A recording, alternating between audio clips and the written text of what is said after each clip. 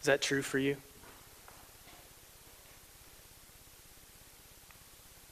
Or is that just words that we sing because, hey, that's the worship leader put that on the song list, so we're singing it?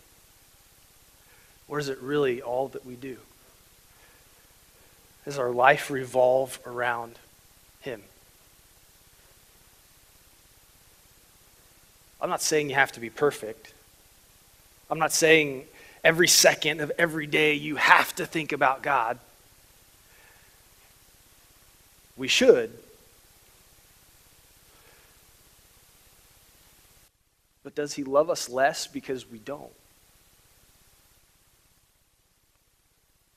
We should strive each day as disciples. We talked about that word last week. If you weren't here, disciple, it's translated in the Greek mathetes, which means learner.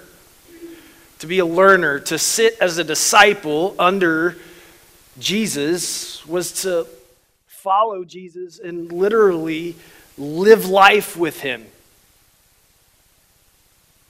So everywhere that Jesus went, the disciples went. I don't know how the whole bathroom thing worked, but who knows?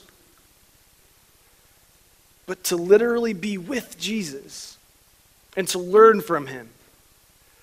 And the Great Commission, Jesus tells the disciples that they're to go and make disciples.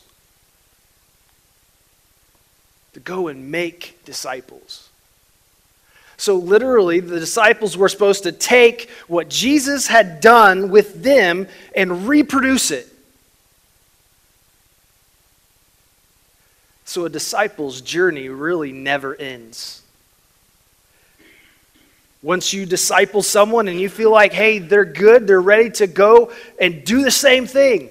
Now they go and they find disciples and they teach them about Christ. They mentor them. They help them grow in their faith. Teaching a child the way it should go. And when they're an adult, letting them go.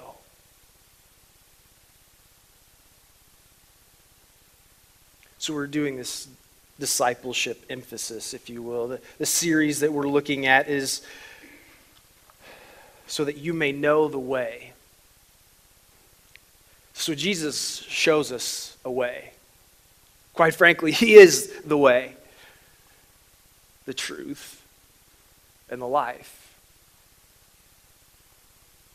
So I had someone ask me, what's this whole life group deal?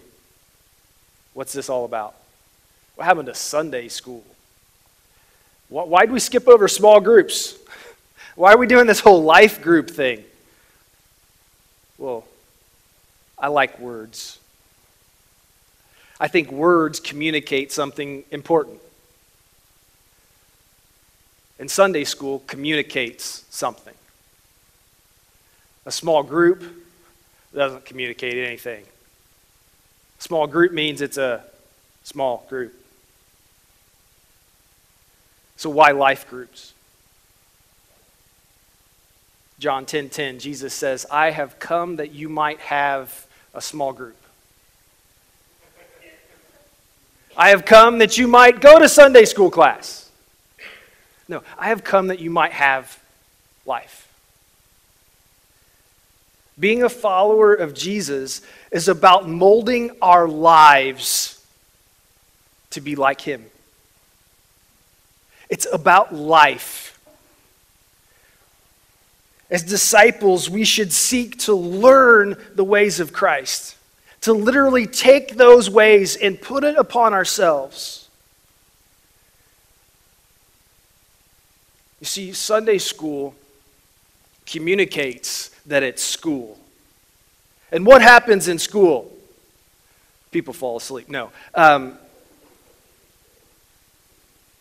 One person knows everything, at least, hopefully, about the topic you're talking about, and everyone sits and they listen,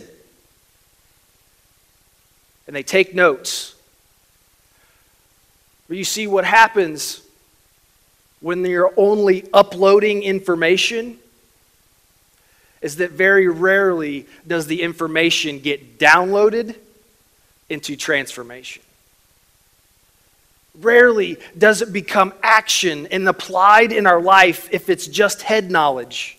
You know what they have discovered in schools is that when students are preparing for a test, guess what they do? They learn the information, they take the test, and then they forget it. Because they no longer need to remember it because the test is over. Is your life over? When you die. So if you're not dead, God's not done with you. So you have work to do.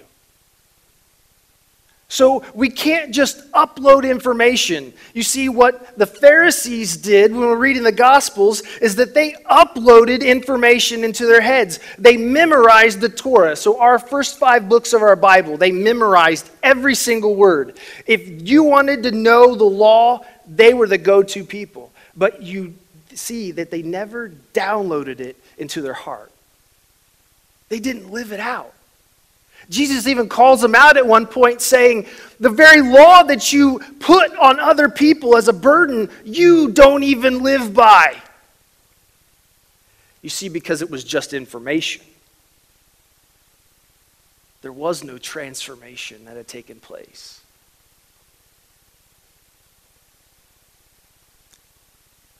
Life groups are about living life with each other. I'm not saying that if you sign up for the group that you have to sell your home and everybody's moving in with Delilah. I'm pretty sure she would hunt me down if that was the case. No. It's about living life together. You come and you study the Word of God together. You learn about life together. When someone's struggling, you support them together. You rally around them. You encourage them.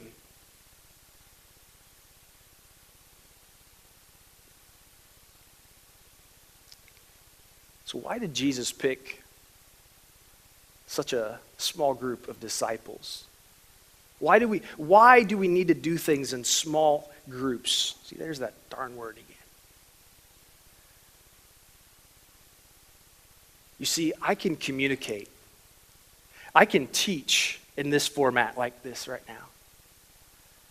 But what I can't do is know if it's sinking in.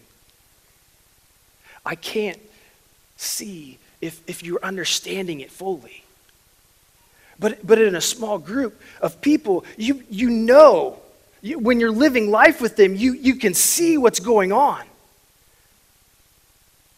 You can see the transformation that's happening in their life because you're with them.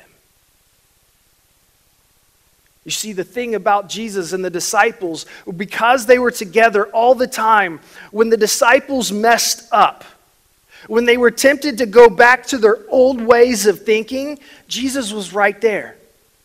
And he challenged their ways of thinking. I can't do that in a group like this size, right? And for one, it's just me speaking. So there's one version of this uploading of information. But Jesus spoke. A lot of times he spoke in parables. Parables were stories. Some of them may have been not true, that made up stories to illustrate a point. And so these stories that he shares, the large majority of these parables were given as stories from a human perspective. Yes, he does talk about the seeds planted along the road. He does talk about some agricultural parables, but the large majority of them, he uses personal experiences in humanity to illustrate his stories. So why does he use people to tell stories? Why do you think?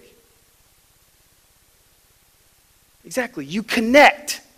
You connect with those stories. Could you imagine if Jesus got up and he's talking to the crowds and he says that there was this little sapling and he went to the big sycamore tree and said, I demand my inheritance. And the little sapling ran off and he squandered all of his wealth. You going to connect with that? No, you're going to think it's ridiculous, right? But when it's a human, when it's a person just like us that has emotion just like us, we can connect with it. We can relate to it. And so he tells these stories. You see, when you're in a life group, it's not just one person who becomes the communicator of all of the knowledge, but there's a person who may be facilitating the conversation, guiding the conversation. But you bring your experiences to the table. Because now it's not just one person teaching you all about how to live life. Now it's you teaching each other and learning from each other's experiences. And you grow in a totally different way.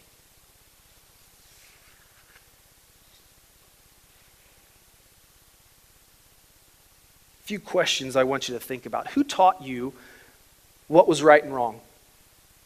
Who taught you what was right and wrong? Who taught you your morals and the ethics that you have?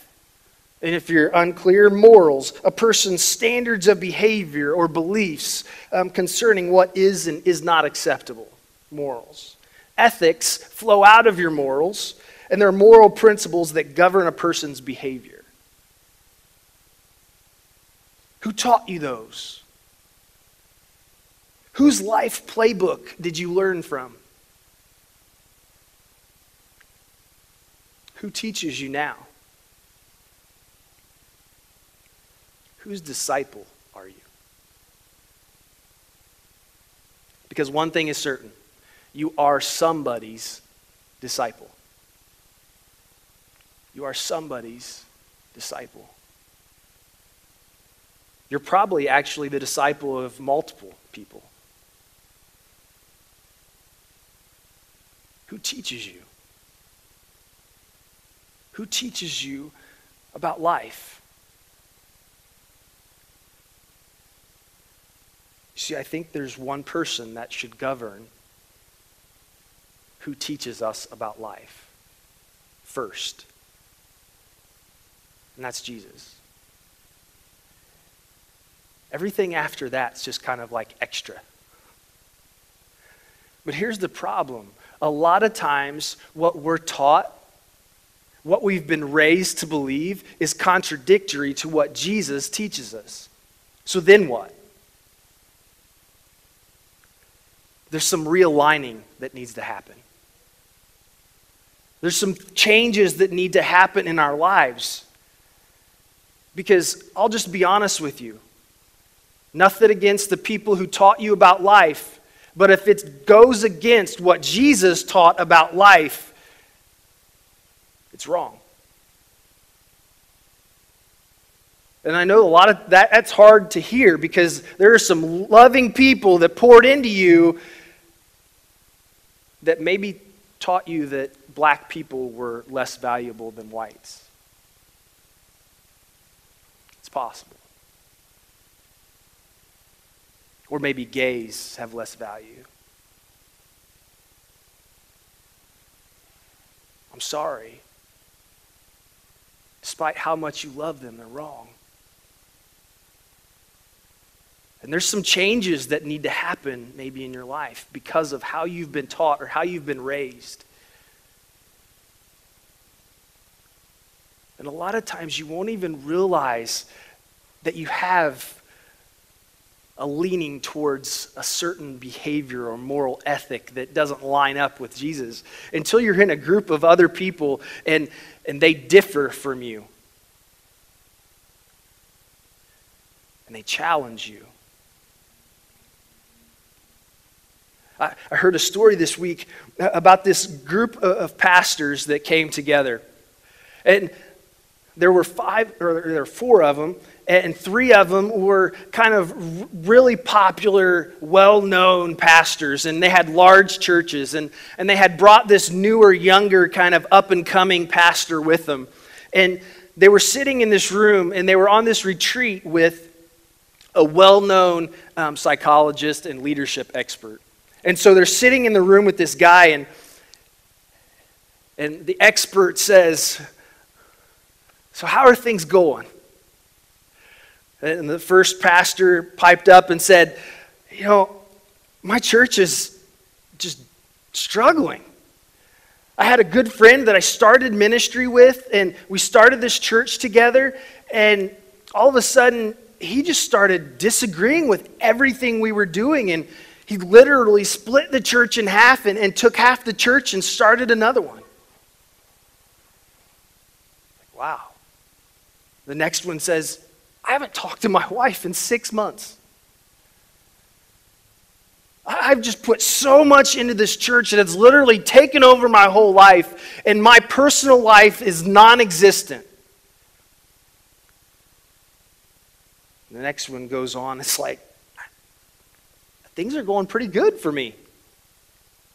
We're getting ready to do this building campaign, and so there's a little bit of stress with that, and, I'm kind of worried about what could possibly come out of that, and, there's some stress at home, but nothing out of the ordinary." Go on to the next one. So the expert looks at the young guy and is like, "So what's up with you?" He's like, "I can go home." He's like, "What?" He's like, "I can go home. I've just received all the blessing I need." The expert's like, what are you talking about? And he's like, "These guys just blessed my life because now I know they're more screwed up than I am. And I'm just as bad as they are." But it happened because a group of guys were able to just be honest with each other. And just admit that, hey, this is what's going on. We're struggling. We need help. We're broken people trying to lead broken people, and that typically doesn't happen very good. But it's the scenario in every church. No matter how big your church is, no matter how awesome your worship is, no matter how good or bad their messages are, it's a broken person trying to lead broken people. We need each other. We need to live life together.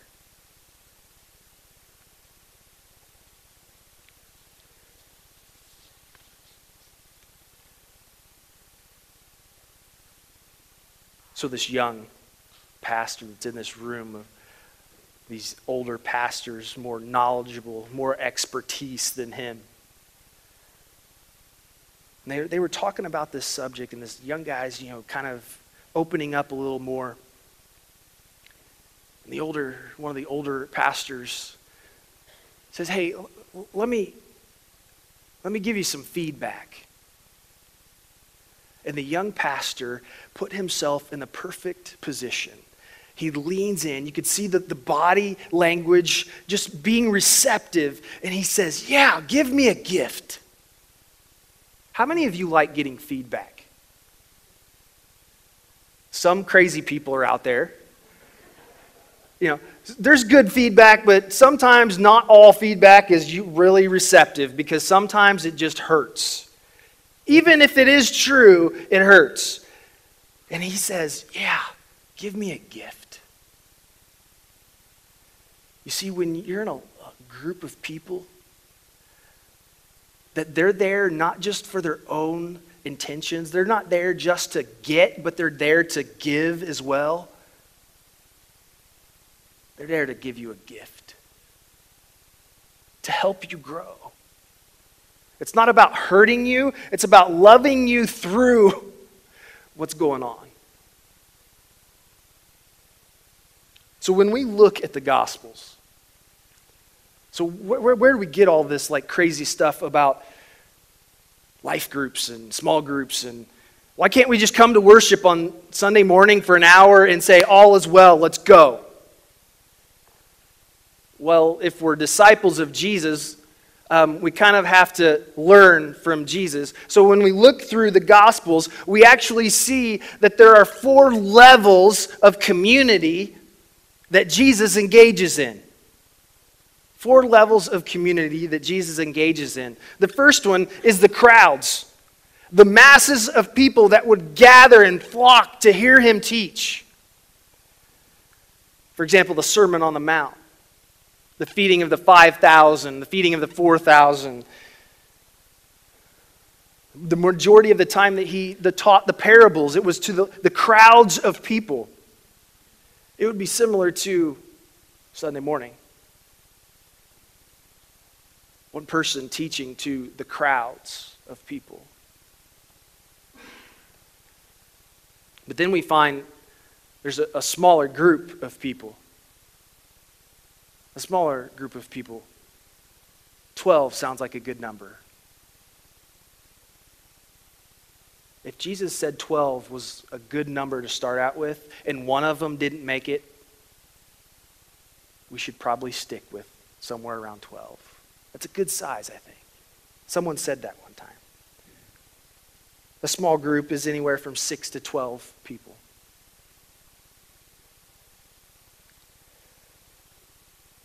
In Luke chapter 5, verse 27, starting verse 27, it says, "After this, Jesus went out and he saw a tax collector by the name of Levi." You might know him as Matthew. "Sitting at his tax booth. 'Follow me,' Jesus said to him. And Levi got up, left everything, and followed him." He's a tax collector. He's sitting at this booth. His job is to collect money. And it says that he got up and left everything. Booth full of money. Okay, could you do that? I'm torn, I'll be honest. "Then Levi held a great banquet for Jesus at his house, and a large crowd of tax collectors." The despised tax collectors. "And others were eating with him. But the Pharisees and the teachers of the law who belonged to their sect complained to his disciples, 'Why do you eat and drink with tax collectors and sinners?'" Sinners, broken people. Didn't I say something about leading broken people? We're tax collectors. We're sinners. Jesus is sitting around a table with them. And Jesus answered them, "It is not the healthy who need a doctor, but the sick. I have not come to call the righteous, but sinners to repentance." A small group of people. He sat and he shared a meal. You see, we think the discipleship is coming on Sunday morning and hearing from a pastor give a message. And half the time, we're not all that happy with the message. The pastor could have done better if he would have just changed his outline a little bit. If he would have just a little more voice inflection here and a little less here. We like to analyze, but we don't like to download.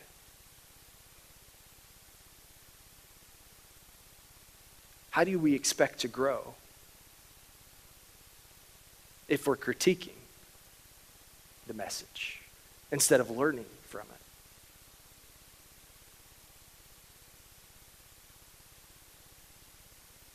So he sits around and he shares a meal.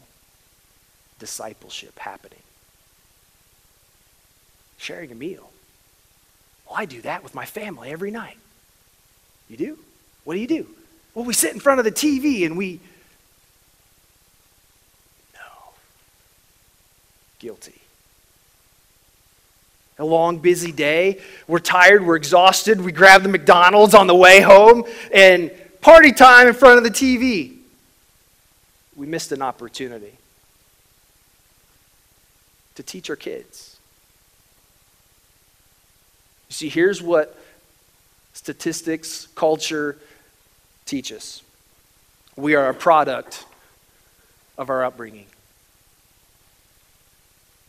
We're a product of our upbringing. Now I'm teaching my kids to teach their kids when they get tired and they're, busy and everything, that they need to sit in front of the TV to entertain themselves.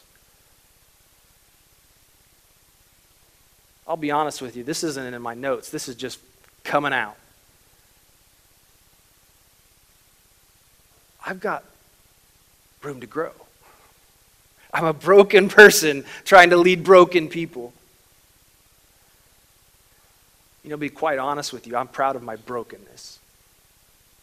Because if I wasn't proud of my brokenness, I wouldn't need Jesus.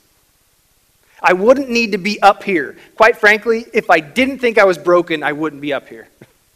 Because I wouldn't have anything to teach you. I would just be proud. But he shares a meal. He loves them. In spite of who they are to society, he loves them. Here is Jesus at the Last Supper, his last meal. And what's he do? He shares a meal with his disciples. Even the very person he knew was going to sell his life over to the Pharisees. Even the very person he knew was sitting next to him that was going to deny him 3 times. He knew that the very people sitting around the table were going to run in fear of their own lives when he was arrested. But he loved them. He was teaching them in the midst of their life. He was not waiting for an hour at the end of the week to teach them all about life. He was living life with them. He serves them. He gets down before that meal and he puts on, it says, the towel of a servant. And he gets down and he washes their feet.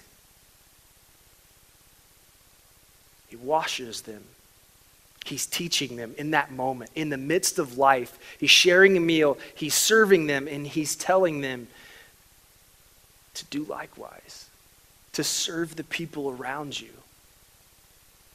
By loving them, you can serve them. By serving them, you can love them. Then the next group is what I like to call a huddle. 3 to 5 people. 3 to 5 people, a huddle. The Mount of Transfiguration, when Jesus went up and says that, off the top of my head, I believe it was Elijah and Moses that appeared, and Peter, James, and John are there. 3 of them. Not all the disciples, just those 3 got to experience this moment. And Jesus teaches them in the midst of that moment. When James and John came to Jesus with the request of, can we sit one at your right and one at your left when you're in heaven? Forget about those other guys. We want to be at your right and left. Jesus pulls them aside and he teaches them in the midst of life.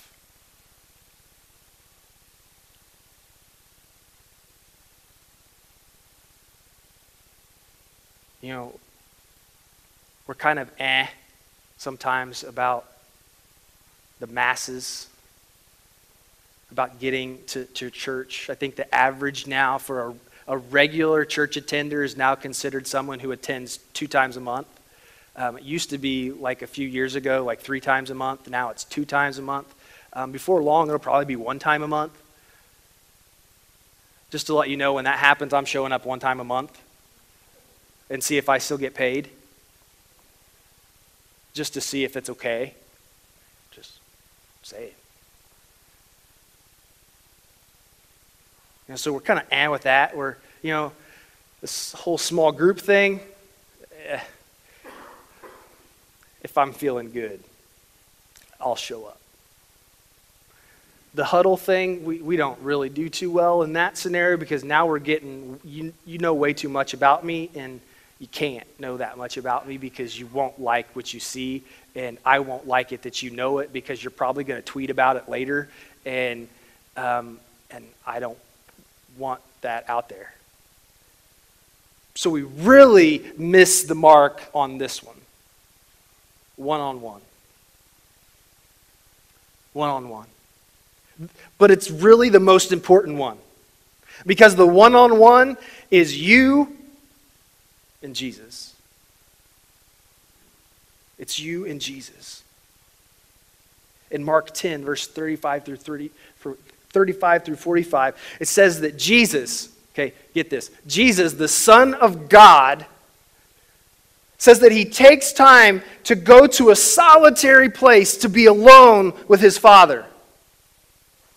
Now, come on, I thought he was like in this whole Trinity deal, and they were like 3 in 1 and 1 in 3, and I thought they were just like automatically connected. But yet Jesus, being the teacher, models, I need to take time. Me, the Son of God, I need to take time to be alone, one-on-one with my Father. It needs to happen. It needs to be a part of our life. Spending time with God. Do we make it a priority in our lives? Here's another one-on-one. I know it doesn't apply to everyone here, but another one-on-one that I think is important is you and your spouse. You and your spouse. Why do we have marriage problems? Why do we have relationship problems? Why is the divorce rate the same in the church as outside the church?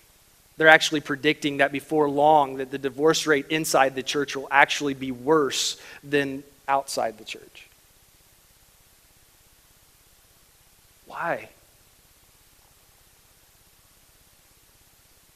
Why do we feel like we read that Jesus says that he's full of truth and grace? Why do we feel like our marriages should only be founded on truth?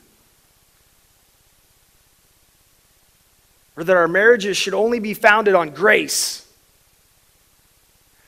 I'm not going to correct him. I'm going to show him grace. But it says that he was full of grace and truth. Together.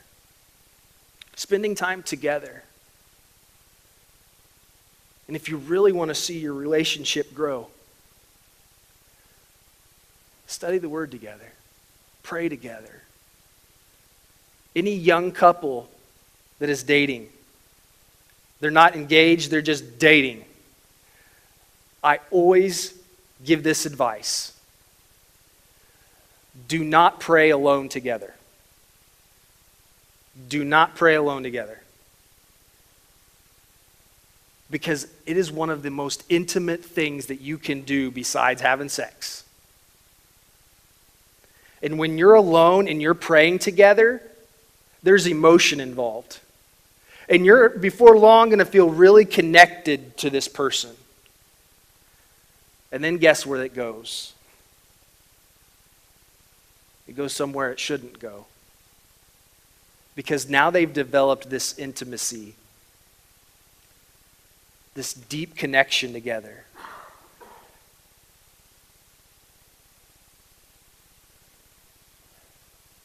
So, why? Why not do that? I'm not saying don't pray for the person you're dating. Please pray for the person you're dating. Just don't make yourself vulnerable to something else. If you're married, pray with your spouse and have fun. Leave it at that. Some of you need to listen to the tape for that tomorrow so you can understand where I was going with that.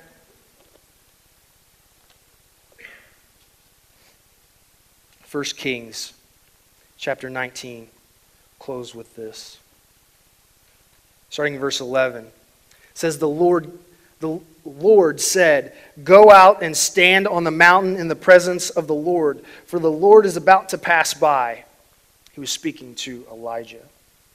Then a great and powerful wind tore the mountains apart and shattered the rocks before the Lord. But the Lord was not in the wind. After the wind, there was an earthquake, but the Lord was not in the earthquake. After the earthquake came a fire, but the Lord was not in the fire. And after the fire came a gentle whisper. When Elijah heard it, he pulled his cloak over his face and went out and stood at the mouth of the cave. This is important when it comes to living life together. We think that God is in the loud. We think that God is going to come down and he's just going to tell us with the bullhorn what we need to do next, or how we need to live, or how he needs to correct us. But he's not in all of those things. He's in the whisper. He's in the quiet.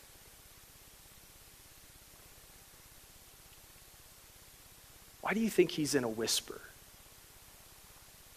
Why do you think so? Well, how does it get your attention? If we're living in the midst of chaos, we're going from work, we got our kids, we got school, we got all these things in our life, and we're going from thing to thing to thing. How can God hear if we've got all that distraction going on, but he's going to speak to us in a whisper? If someone whispers, what do you have to do?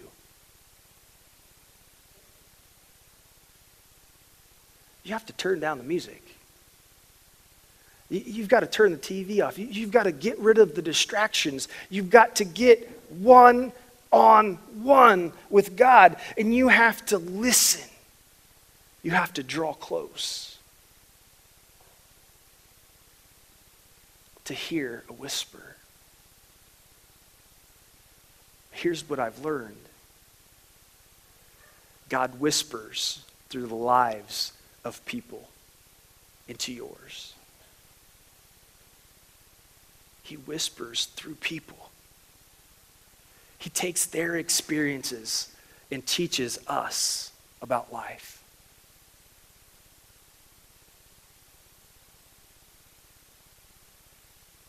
How many times, my kids are young, but I can still think of times where I can say, I've said to my kids, don't do this or do this. And they say, why? Because I've done it. You don't want to go down that road. It's a lesson. It's a teaching moment. It's being taught in the midst of living life. What happens if there's a teaching moment, but I wait 2 weeks, and then I go back and I say, hey, remember that time you did? They've forgotten. It's like a dog. You can't, correct a dog like minutes after. It's got to be like right in that moment. You've got to go right in that moment. And you have to teach them. Not with a raised voice, not with an attitude, not with a strict, stern punishment, but you've got to get down on their level, and you've got to love them in the midst of their brokenness and teach them about life. Life was never meant to be lived alone. But yet Americans are some of the loneliest people in the world. Why?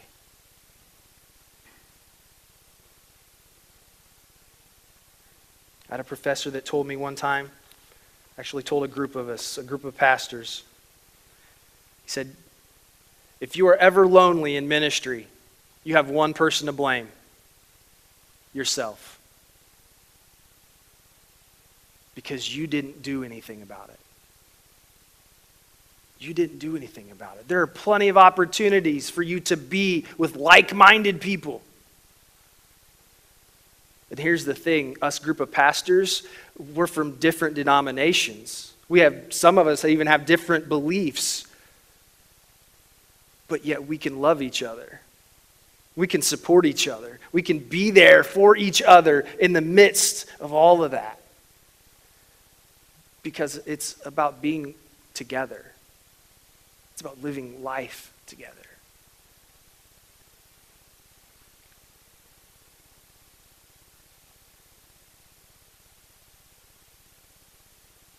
How do we live life? My prayer is that we do it together. Together. We'll get things more accomplished in life than we ever will on our own. I wish I had time to tell you the stories that you've taught me just by life. Just imagine where we could be if we learned from each other. Where our faith could be, what God could do in us and through us if we allowed God to use everyone's experiences to help us grow.